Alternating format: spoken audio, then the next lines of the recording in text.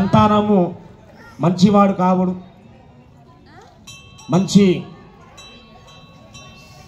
లక్షణాలు ఉండవు. కాబట్టి వైష్ణవ సాంప్రదాయంలో ఈ యోక్త్రధారణము ఆ ఒక రాక్షసిని కట్టిపడేస్తుందంట, అక్కడి చంపివేసేస్తుంది.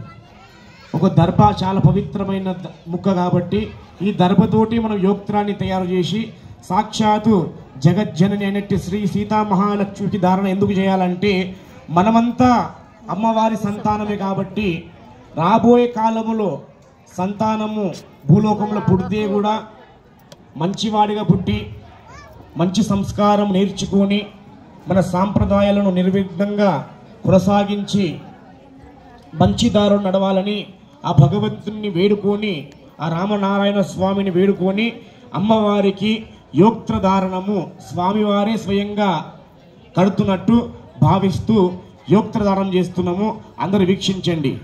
ఓం హిరణ్యవర్ణాం హరిణీం సువర్ణరజతస్రజాం చంద్రామిరణ్మయే లక్ష్మీం జాతవేదో మహావహ వాం ఆవహ జాతవేదో లక్ష్మీమర్వగామినేః యస్యాం హిరణ్యం వింజేయం గావిశ్వం పురుషామ్యః.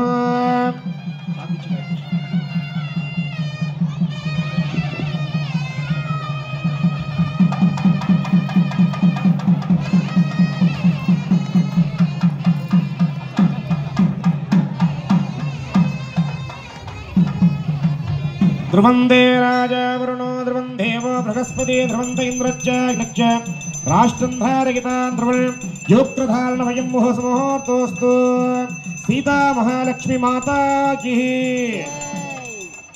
तदंगत्वेन कन्यादानमहं करिष्ये.